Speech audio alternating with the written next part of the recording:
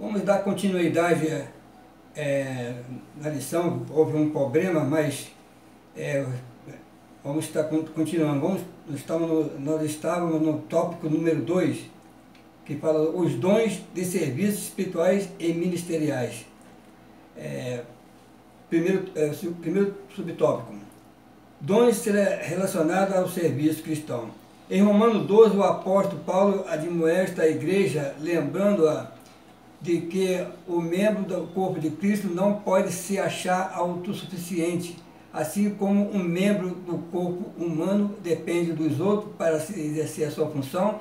Na igreja necessitamos uns dos outros para fortalecimento da nossa vida espiritual e comunhão em Cristo. Por isso, a categoria de dons apresentada em Romanos 12 traz a ideia de manutenção dessa comunhão dos santos. Pois, ao falarmos do serviço, subentende-se que quem serve está prestando um serviço para alguém. Observe os dons de serviço listados por Paulo em Romanos: ministério, ofício diaconal, exortação, encorajamento, repartir, presidir, exercer misericórdia. Note que esses dons estão relacionados com uma ação em prol do outro, do próximo. Portanto, se você tem um dom, deve usá-lo em benefício da igreja de Cristo na terra. Vou estar lendo logo o segundo. Conhecendo os dons espirituais. Acerca dos dons espirituais, não quero, irmãos, que sejais ignorantes. Os dons listados em 1 Coríntios são palavra de sabedoria, palavra da ciência, fé, curas, operação de maravilha, profecia, discernimento de espírito, variedade de línguas, interpretação de línguas. Apesar de as manifestações sobrenaturais pertencem ao mundo espiritual, isto é, a uma categoria particular da experiência religiosa do crente, o apóstolo Paulo desejava que a igreja, em especial a de Corinto, conhecesse algumas considerações importantes sobre os dons espirituais. Uma característica predominante em Corinto, segundo o comentário bíblico Bacon, era a vida pregressa dos membros envolvidos com a idolatria. Muitas manifestações espirituais na igreja lembravam a experiência mística das religiões de ministério.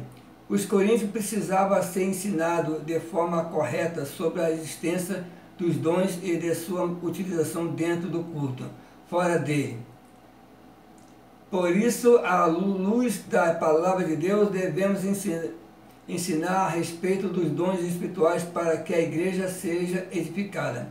A Bíblia traz os ensinos corretos sobre o uso dos dons e se há disposições dessa espera, estas acontecem por algumas igrejas não ensinarem de forma correta o que a Bíblia diz, e isso contribui para o surgimento do fanatismo religioso, da corrupção doutrinária, dos movimentos estranhos e de muitas heresias. Portanto, o ensino correto da Escritura nos orienta sobre a forma adequada da utilização dos dons e previne o surgimento de práticas condenáveis no culto. Vamos estar lendo também o subtópico 3. Acerca dos dons ministeriais. A epístola de Paulo aos Efésios classifica os dons ministeriais assim: apóstolos, profetas, evangelistas, pastores e doutores. Os propósitos do Senhor concedê-los à igreja, segundo a Bíblia de Estudo Pentecostal, são, em primeiro lugar, capacitar o povo de Deus para o serviço cristão. Em segundo, promover o crescimento da igreja local. Terceiro, desenvolver a vida espiritual dos discípulos de Jesus. O Senhor deu à sua igreja ministro para servi-lo com zelo e amor. O ensino do Novo Testamento acerca do exercício ministerial está ligado à concepção evangélica de serviço. Louvado seja Deus. Nós estamos... eu leio esse tópico todo para poder ganhar tempo, né? O tempo aqui parece que, na gravação aqui, parece que é limitado. Então aqui vamos estar falando aqui sobre esse tópico, que os dons de serviços espirituais e ministeriais. Então nós vemos aqui que, quando fala aqui autossuficiência, não podemos entender que é aquele que não precisa de nada externo a ele. Então pessoas que se sentem autossuficientes, ele está equivocado, porque todos nós dependemos uns dos outros.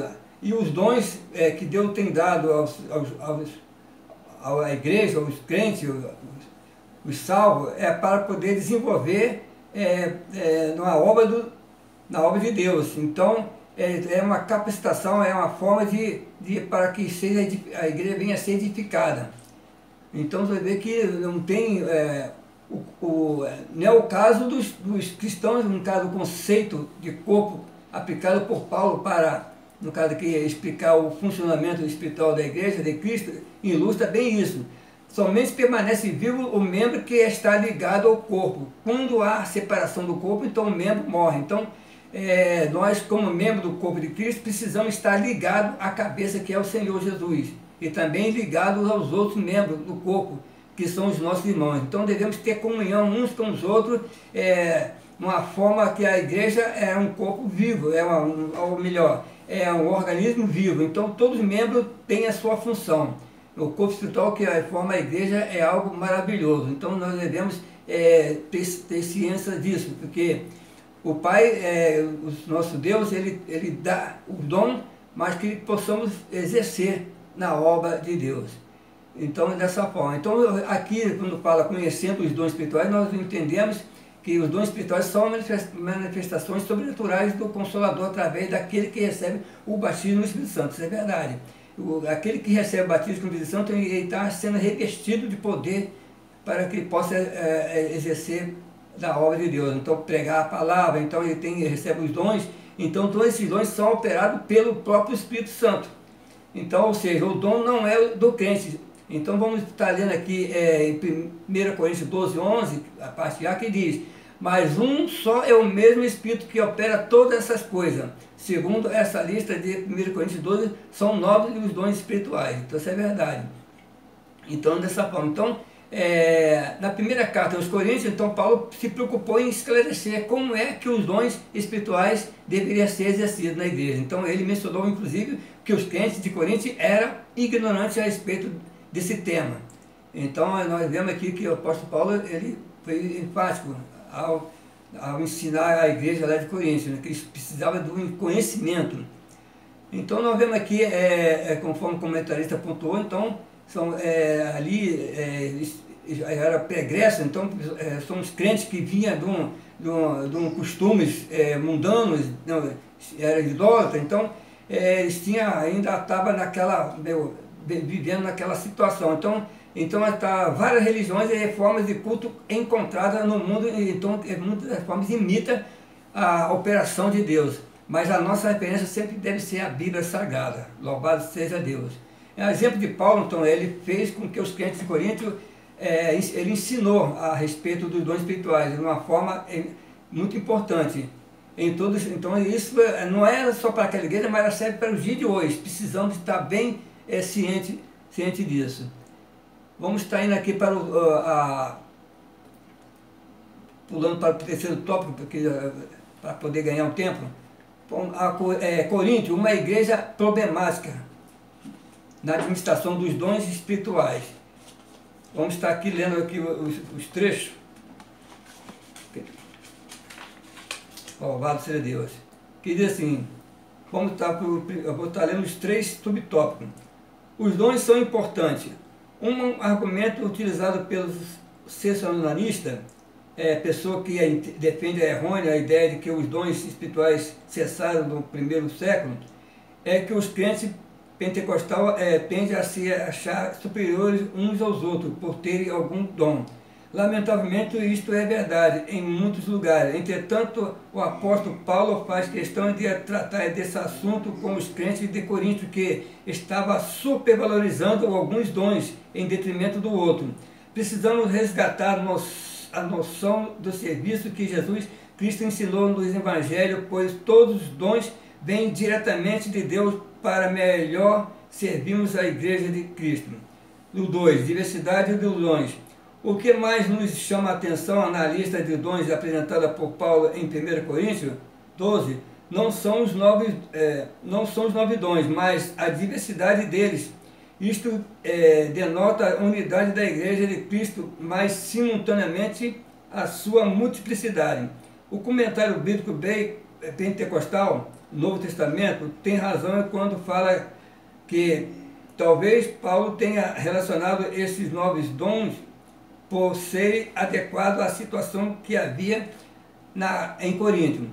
Pois se comparamos a lista de 1 Coríntios com Romanos e também Efésios, veremos que outros dons são relacionados de acordo com as necessidades de cada igreja local. Autossuficiência e humildade. Os dons espirituais são concedidos aos crentes pela graça de Deus e não por méritos pessoais. Não podemos orgulhar-nos